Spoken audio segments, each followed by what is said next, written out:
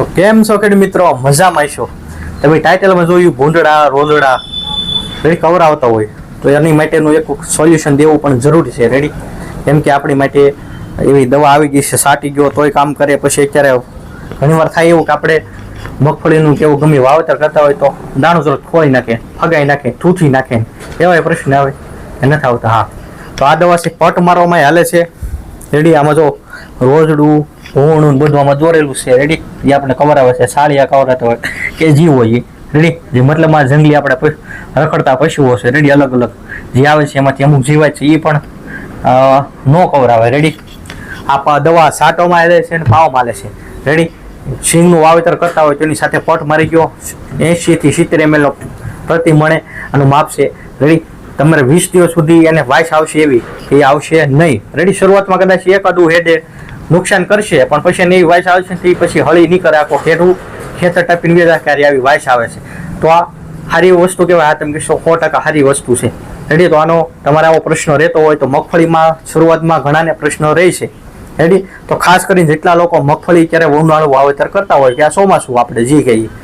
Ready તો અત્યારે તમે વાવેતર કરતા એમાં ખાસ કરીને આ દવાનો ઉપયોગ કરો કે જેથી તમારે રોજડા અને ભૂંડથી થોડીક સુરક્ષા મળે. આ દવાને છાંટવાનો પણ ઉપયોગ કરી શકાય, આ રીતે પણ કરી શકાય છે.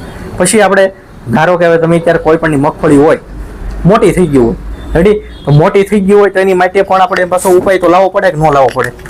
હા, લાવવો પડે. કે કેમિકલ વગરનું આપણું સારું ઓલું થાય બને એટલું.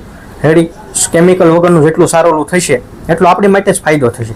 પછી અત્યારે તમે મગફળીનું વાવેતર કર્યું હોય, રેડી એડવાન્સ પ્લાનિંગ ચાલજો. રેડી 30-35 દિવસની થાય પછી છોડવા જવાનો પ્રશ્ન આવે.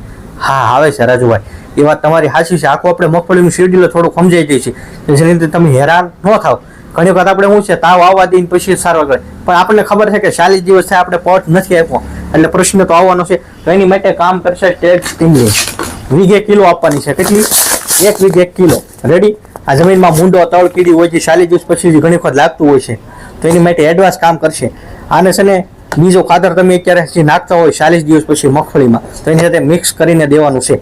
કોઈની મગફળી ઉપર અત્યારે 40-45 દિવસની થવા હોય, કદાચ કોઈકની 30 દિવસની થવા હોય તો એડવાન્સ આપી દેજો. એડવાન્સ આપવાથી તમને ફાયદો થશે.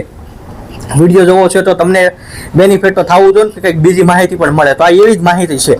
રેડી મસ્તીની વસ્તુ છે. આ વીઘે કિલો દેવાની છે અને આ તમામ શાકભાજીમાં પણ વાપરી શકાય છે. એવું નથી ભાઈ મગફળી વાપરી શકાય, કપાસમાં પણ વાપરી શકો છો. કપાસમાં ઘણી વખત ઉભો છોડો વ્યાજ છે.